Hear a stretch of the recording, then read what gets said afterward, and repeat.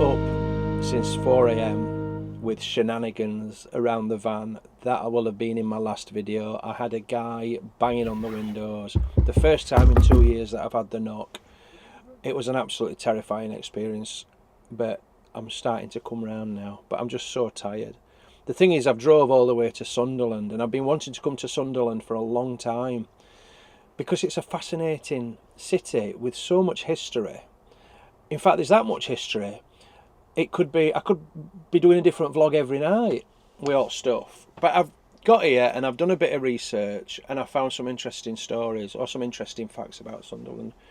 And then I found my phone bleeping them. And then I found one particular story that absolutely I found heartbreaking. Absolutely so sad. And I'll show you that in a bit. Anyway, here I am. If you don't know who I am, if you've not met me before, my name's James and I live full-time in my motorhome. I've done van life for 2 years. I've lived full-time van life for 2 years and I make videos. This is my full-time job. So if you like my stuff, please subscribe. Please hit the notification bell. It's completely free and it helps me get my channel out there, get more people to see it and, you know, provide me an income and lets me do more videos. Anyway, let's get off and show you the first thing just up here. Outside van, but I want to show you something interesting. On occasions in the past when I've been driving up the A1 on my way up north, off in the distance I've seen this fascinating structure and thought, what is it that? What's it in aid of? Well, I've done my research and now I'm going to have a closer look.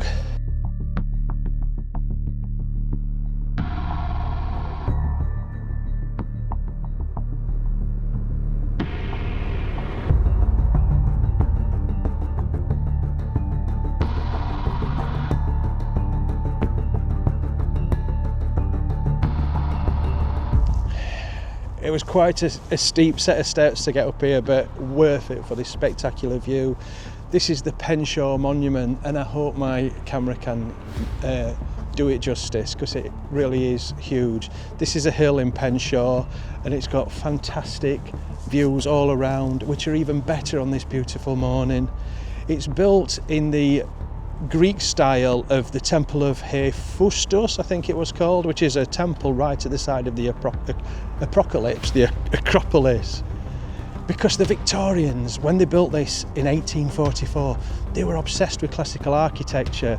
So they loved the columns, because these columns, they represent stability and permanence and ambition. So if you think of the British Museum or the Royal Albert Hall and loads of buildings up and down the UK, they've all got these columns, and I love a good column.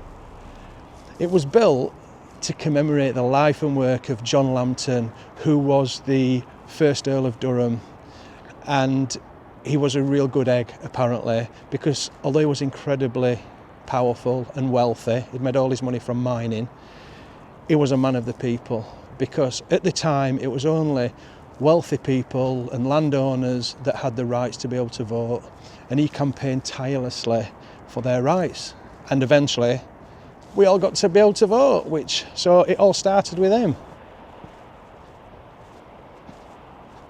So as I risk my life down these steep steps to get back to the van, I've just remembered another little nugget of information. If you're a fan of art, like I am, or classical art shall we say, not modern art, you'll know a famous painting called The Red Boy by Thomas Lawrence, and that is John Lambton's oldest son, who sadly died at just 13 years old. Of course, in them days, a lot of children died young. A lot of people died at a young age, and we'll hear a lot more about that in this vlog, because there's so many tragic stories from Sunderland. Left me hat in, van. What are we going to do without me hat? Bloody hell. Anyway, I've come to have a look at this roke up here. And like everywhere I go, especially this time of year, it's shut. Now, I know that they've had storm damage, I think, so it'll be closed for repairs. But I could send drone down, couldn't I? Although it's only a wall, you know, it does look good. Look at that. That's artistic, that, for you.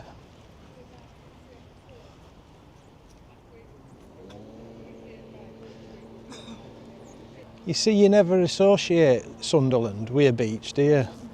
And a lovely harbour, but here we are. And then we've got all these nice bars and shops and things there, restaurants. A little chair for you to sit in. It's still quite early, so there's not much going on.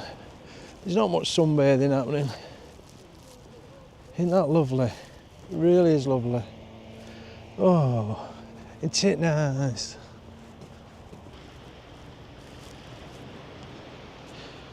So yeah, Roker Pier, built at the turn of the 19th century, and it extends around 2,000 feet into the sea to protect the harbour from the really harsh seas that they get here. It was one of the first structures in the world to have what they call wave energy dissipation built into it. So basically what that means is because of its curve, that sort of reduces the power of the waves. Just a simple but ingenious idea. And just there, that sort of cabin thing there, that leads to a tunnel. There's a network of tunnels that go all the way underneath, right to the lighthouse.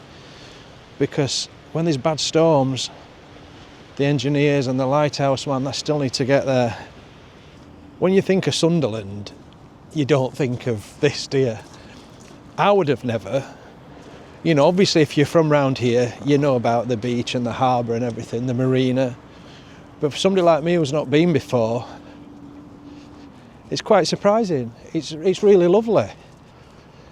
You've got all the cafes and bars and everything there. And I think it's this way to the marina or the harbour or whatever.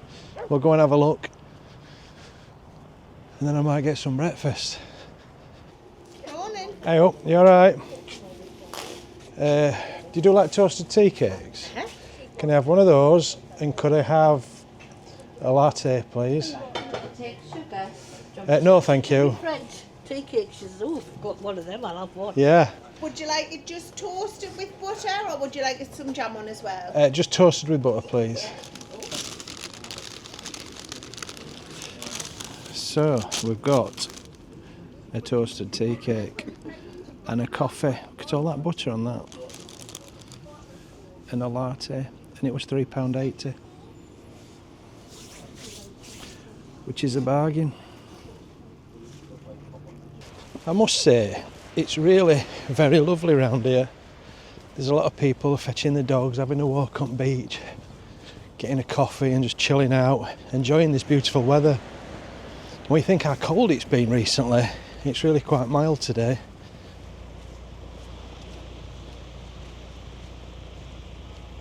I liked how somebody crocheted a bit of bunting there to hang on the railings and sort of framed the lighthouse. It really did look lovely. So all the cars along here, it's just older people parked up having sandwiches and cups of tea. Who does that? Everybody does that, don't they, at Seaside? Lovely view. There's some nice food. Can't beat it. Hey mate, you alright? Ah, not bad, thanks.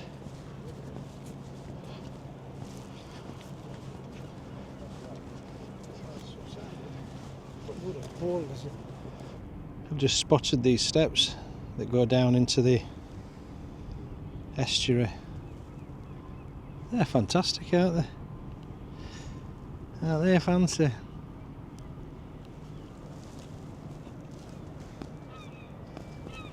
This is the River Wear, isn't it? I'm sure it is. And doesn't that go straight into Durham? I might be wrong. But I believe that Sunderland's sort of first industry was the export of coal, because this river here, the River Wear here, would lead straight to the coalfields And then in later years it became just one of the most important shipbuilding towns in the world, and apparently there was around 400 different shipbuilding companies in this sort of area. I'm sure there's a lot more over that way, but you know what I mean, I ain't got right long, so I've got to see some other stuff, and I've got to get into the city centre as well, so not sure what way back to van now. So I'm going to head towards the city centre, but there's just one other place that I want to call and have a look at before I get there, just quickly. So here we are at the magnificent Stadium of Light, obviously home to Sunderland Football Club. Who's this guy here? That's Bob Stucco, is it? He was a bit of a legend, apparently. Well, he's got a statue, so he must be. There he is. He'll be running onto the pitch there to celebrate their FA Cup win over Leeds United. And Sunderland have done it! Stucco can't believe it! But Sunderland from the second division. Where's he going, Bob Stucco? To Jimmy Montgomery, the goalkeeper who's punching and saving. Saved the day for Sunderland. Away the lads, Sunderland AFC into the light. And I'll tell you why it says that.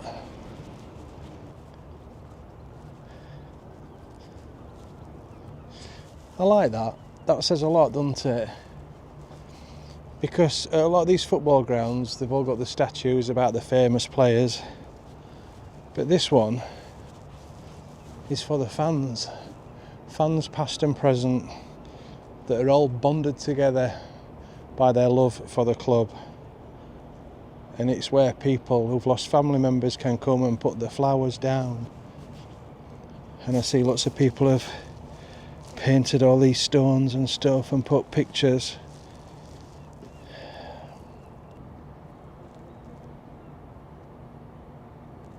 So you will see the signs that say into the light, and I believe that above the tunnel as the players are running out onto the pitch it also says that into the light as well.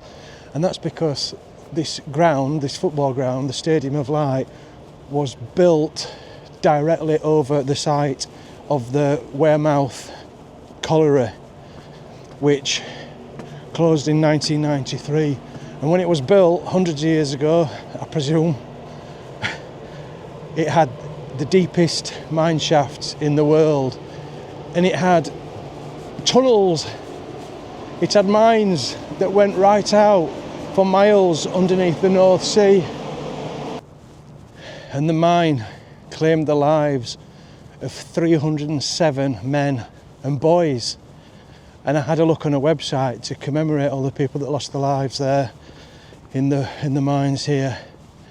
And the ages go from 10 years old right up to 77. So such a wide age range of people working down the pit. So there's a couple of reasons why they've called it the Stadium of Light.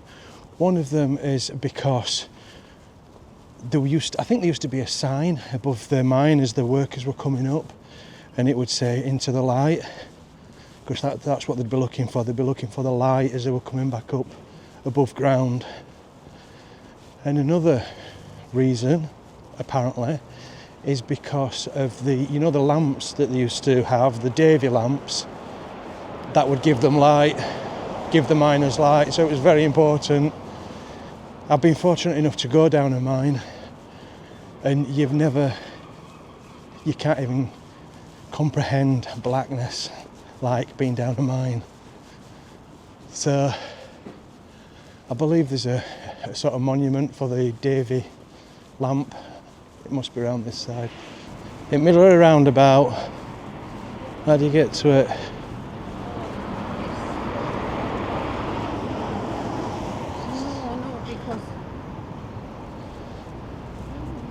It's just like a massive Davy lamp. I think it's lit up as well. That's good, isn't it? Yeah, I've got a sneaky suspicion that pub might be one of them that's for home fans only. What do you reckon? It says it's open. I don't think it is. I could go and have a pint. Would that be wrong? It's not open.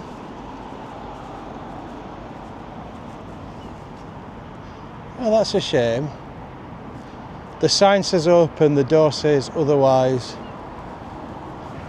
As I was walking around the ground, there was some guy in a suit who looked like some sort of part of the management team, some sort of senior bloke, and he was walking around with a younger man, like he was giving him a tour, and I thought, I bet he's a new signing. Could he be that new, is it Italian guy they've signed? They've spent a fortune on this new signing. You have to excuse my ignorance, but I know they've made a big signing. Is it him? Because he was definitely a footballer that he was showing around, because he'd got skinny jeans on, like loafer shoes and no socks. And that is the uniform of a footballer, isn't it? Which, I don't get that, you know, wearing shoes and no socks, because whenever I've tried that, I just get smelly feet. It must be the quality of the shoes. It must be my shoes from Georgia, Asda. Anyway, I'm going back to van now, and we're going to go into the city centre and have a look. Completely unfiltered, with no expectations. I've never been before, and I will be completely honest. So, as I walk into the city centre, I'll tell you one little story. What I did is I researched loads of things to talk about on this video, and there was one that's not quite made it. It's not made the final cut, but I'll tell you about it. And that was Sunderland was responsible for the UK's first female serial killer. Her name was Mary Ann Cotton, and it's where the term the Black Widow comes from.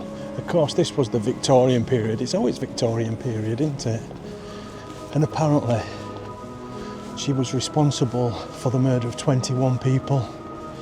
And what makes this even more sad is that they were all members of her own family.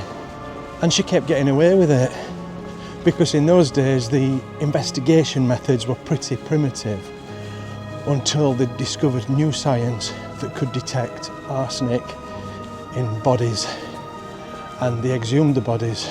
There was suspicion anyway, and it was confirmed that she'd poisoned them all, and she had life insurance on all these people. So she was sent to Durham jail and sentenced to hang. And on the morning of her execution, of course, there were hundreds of people that had gone to witness it, like they always did in those days. It was a public spectacle. And in one final sort of sick little thing, the rope wasn't long enough, so it took her over 3 minutes to die. And she was there, hanging, and the executor was putting his weight on her shoulders and probably swinging on her to end it quicker. That's very gruesome, isn't it? So it looks like this is the city centre. What we got, what's going on?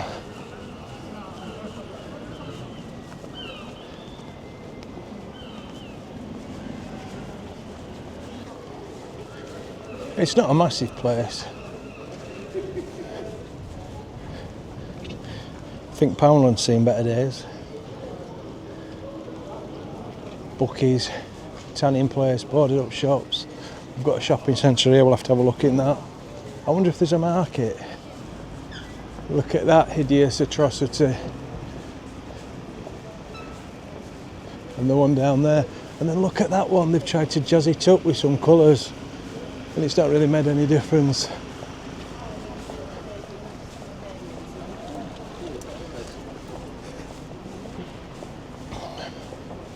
There's a pub here. Now, this pub, I believe, used to be a JJB Sports, and it was a right eyesore. So this is quite a new place. I'm going to have to find somewhere to have a pint.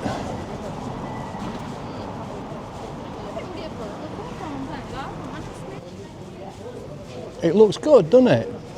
It's got a look of a sort of upmarket Wetherspoons, but I like the look of that. What we got here? And then on the same Gosh. Marks and Spencer's. Do you reckon this is shut down?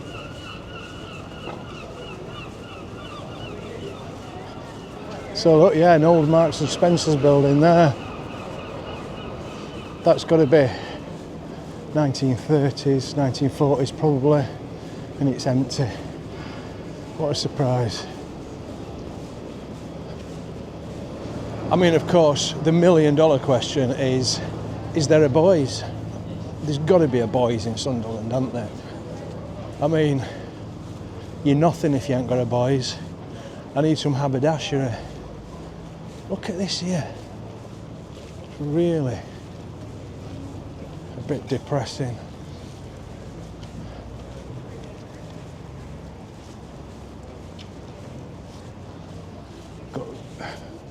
It's all charity shops, cash converters. What do we reckon that is? Some art installation, no doubt. Looks quite cool.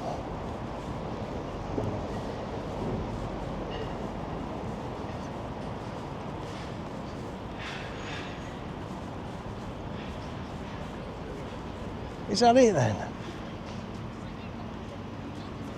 Surely there's got to be more to the city centre than this.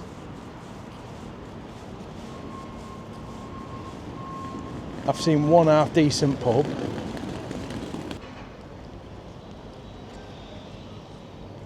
Right, surely I must have missed something here because this is a bit depressing. It's just like a meeting place for like Deliveroo and Just Eat drivers. They're all over. They're all hanging around here, look. This is the Just Eat meeting point.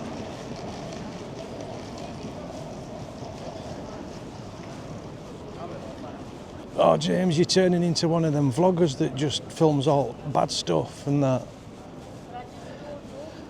But I can only show you what I can show you, can't I? I can only show you what's here. I'm going to go in that pub. It looked alright. We'll see if I can talk to anybody in there. I mean, look at that building. Look at the design that's gone into that, eh? The workmanship in that. Right, we're going in here. Hopefully have a nice pint and see what's going on. Looks nice. Looks very nice.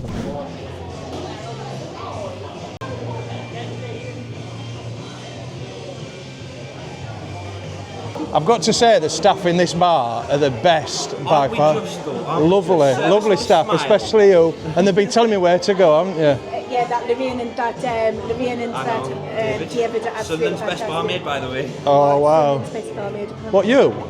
Is that official? Is that an award? No, so the recent review did go on saying that I pulled the best bit ever. Oh wow, fantastic.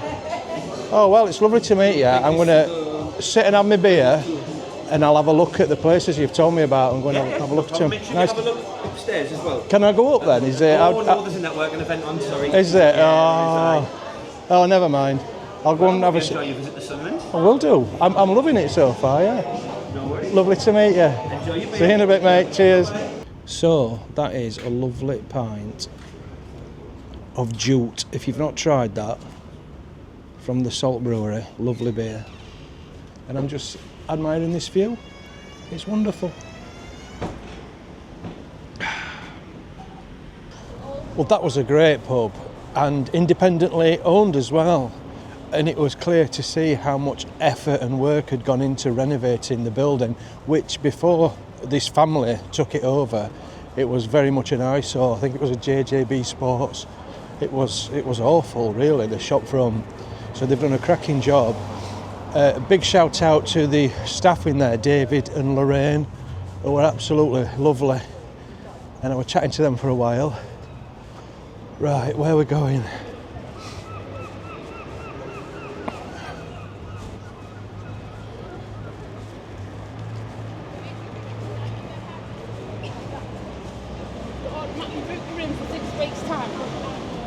So the people that I've asked about the city centre, where's the best bit of the city centre, they've all been very diplomatic, and they've said things like, oh, there's a lot of regeneration going on, and you know, because there were COVID, and then there's the online shopping. But there's no hiding the fact that the city centre, from what I've seen of it, unless I've missed a massive bit, it's not great.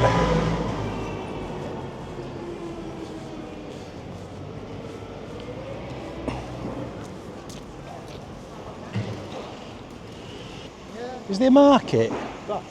That's the market. No. Or is there a market? Go straight ahead. Yeah. Straight through the bridge's doorways. Right. On your right, turn right, and it's just Lovely. Thank you. Cheers. Thank you, love. So the market's this way. That's a mess, isn't it?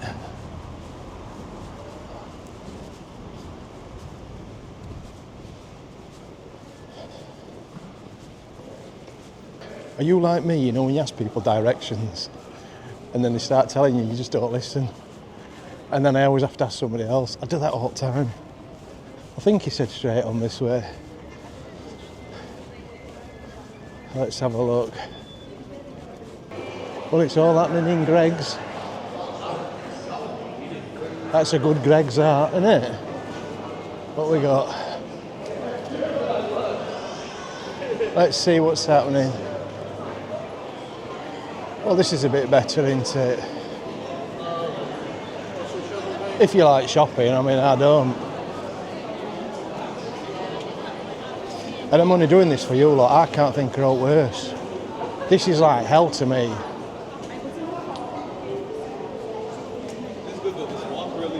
So if we weren't vlogging, so if I weren't vlogging, and Ellen says to me, oh, let's go to a shopping centre, I'd be like, it's never going to happen. It's not going to happen.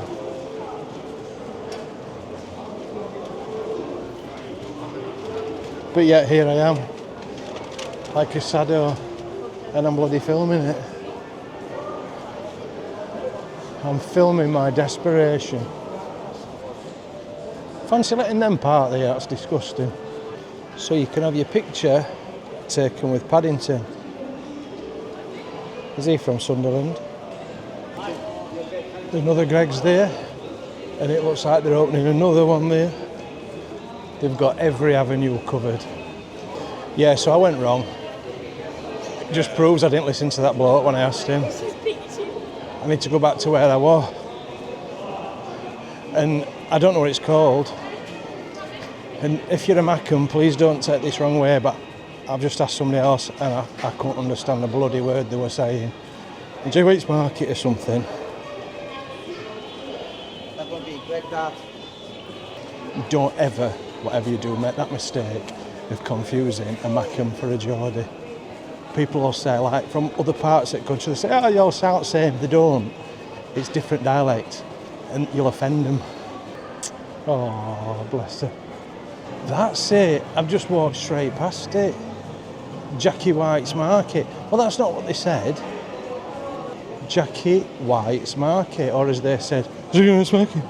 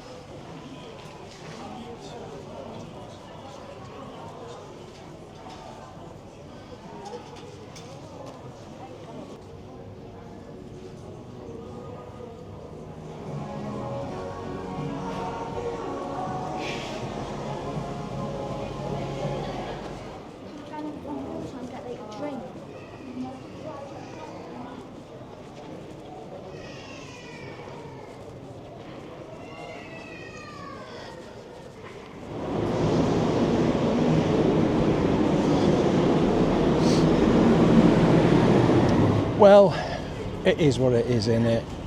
You know, I can't sugarcoat it. I'm not going to start saying, oh, it was lovely, lovely town centre, city centre, whatever, because it clearly isn't. But that's like so many places that I visit. And I think I made that mistake when I went to Bolton. That pretty much reminded me of Bolton. Very run down with not much going on. And I criticised it a bit, and then I regretted it, because, you know, I realised that people live there and I don't want to be like that. So far, Sunderland's lovely, but we're gonna gloss over at city centre. There's a lot of work going on. I've seen Witherspoons here, look.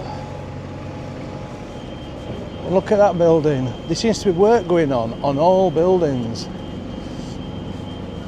And this is the Witherspoons. But we've done my pub for today.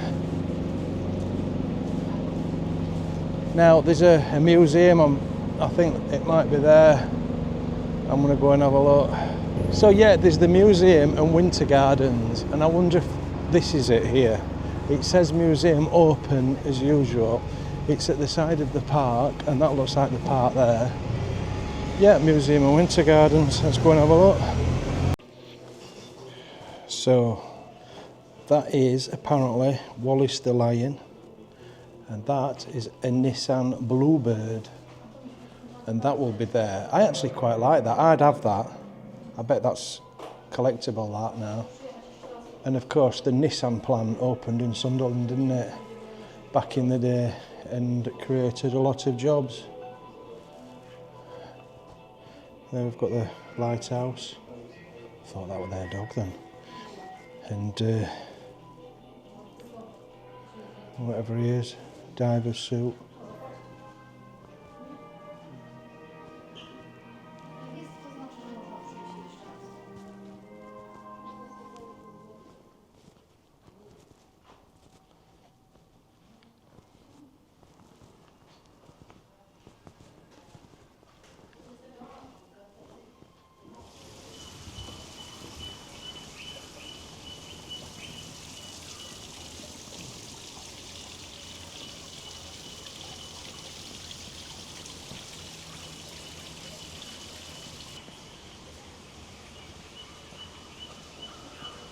I'm going on the treetop walk.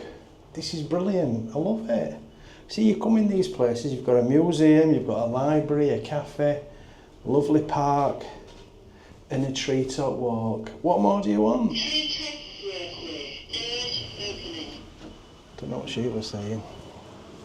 And you can see the sea off in the distance there. What way are we going? Shall we go around here? You think they'd clean windows though, wouldn't you?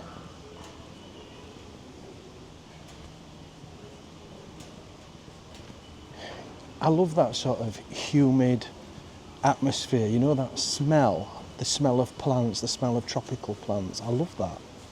It's right nice. I'm not sure about that bit though. That spoils it a little bit.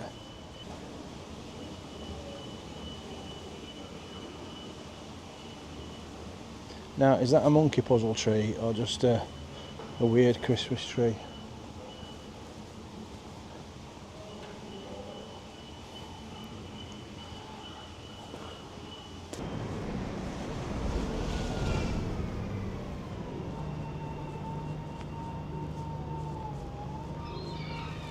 I liked it in there. Museum, winter gardens, library.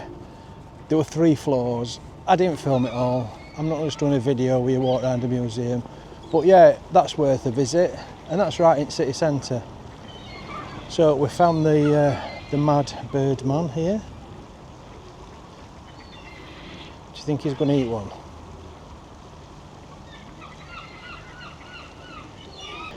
You see, I don't know about you, but you get used to seeing, like, you know, like old people feeding pigeons. I'll feed pigeons and seagulls and stuff like that. But you know, when it's a young person, you get a bit suspicious, don't you? You think, are they going to eat it? Or is that just my mind that works like that? We've got a cenotaph here, and that's very nice.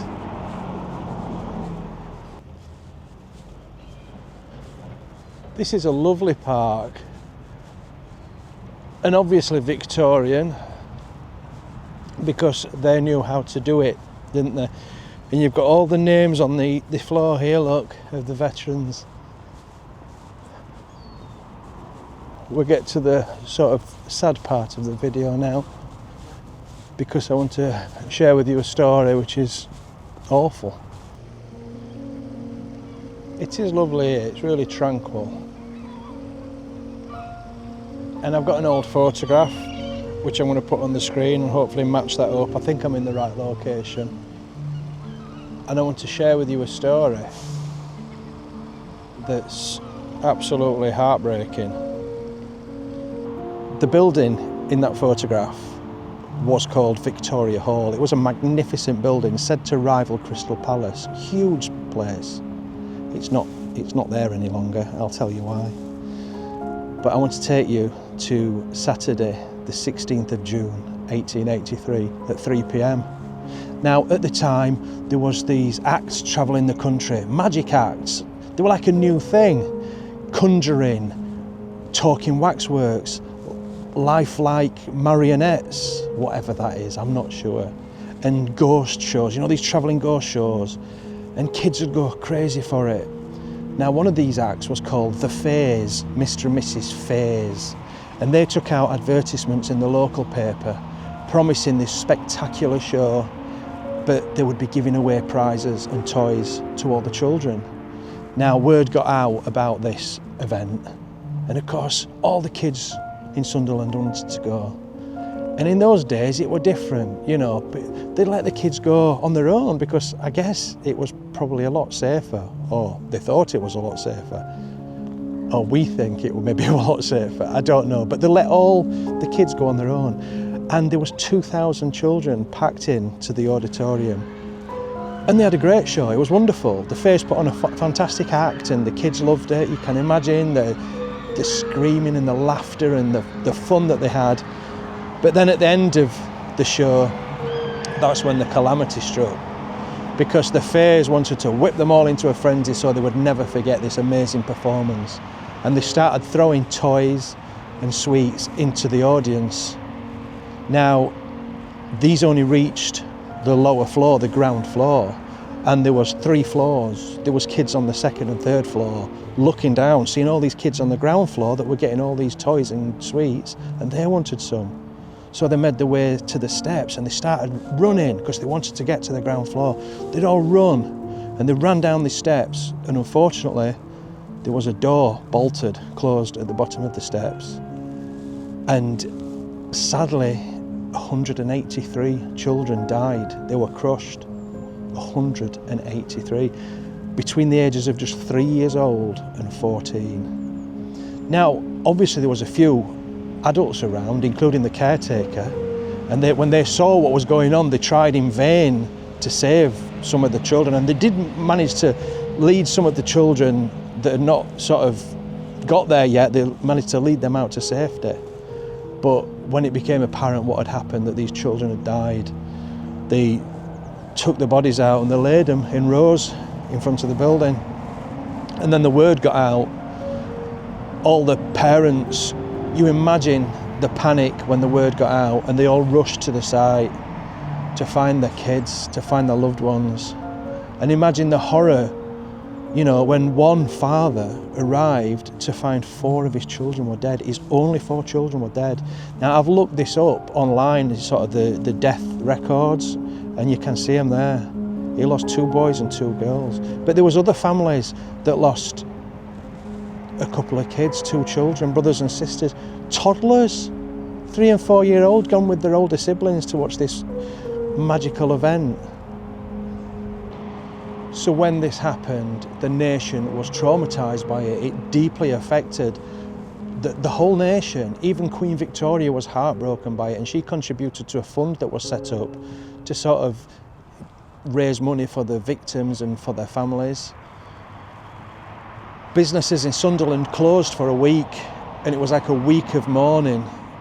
You can't, I mean, imagine if something like that happened today, how there'd be inquiries, it won't be out at news for a long, long time. And they built a monument, and it's here now.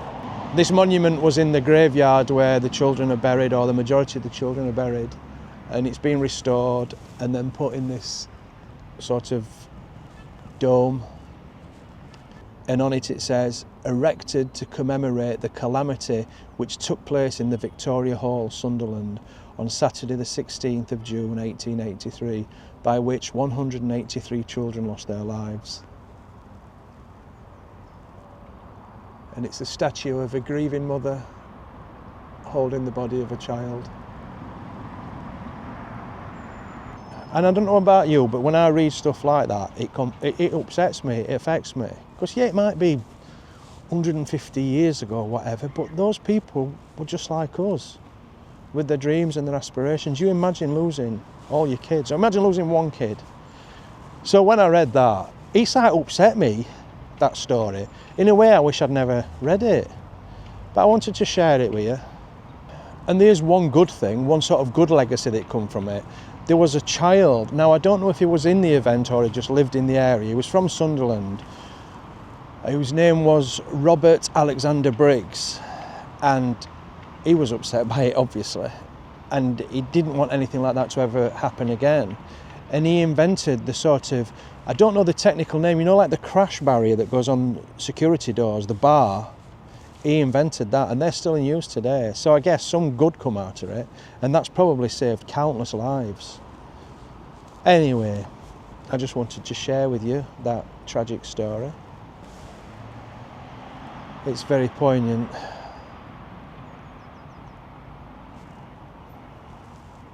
Anyways, that's it for this vlog. I don't know how it's come across. I've got to admit, I'm pretty tired. So I might have been a bit down. And especially with that story at the end, do you know what I mean? It's hardly ending on a high, is it? Do you know what I mean? But it is what it is. I like Sunderland, it's lovely. We're going to sort of ignore town centre because it just weren't happening. But there's so much to do. And there's lots of other things I could have talked about. As I said at the beginning, I could have done 4 or 5 vlogs about Sunderland. So I'm heading back to the van, and who knows where I'm going next. I'll give it some thought, but one thing's for sure, I'll be having an early night tonight. Anyways, I'm rabbiting on. I'll see you at next video. Thanks for watching if you got this far, I really do appreciate it. And make sure you're subscribed if you like my videos. Alright, I'll see you.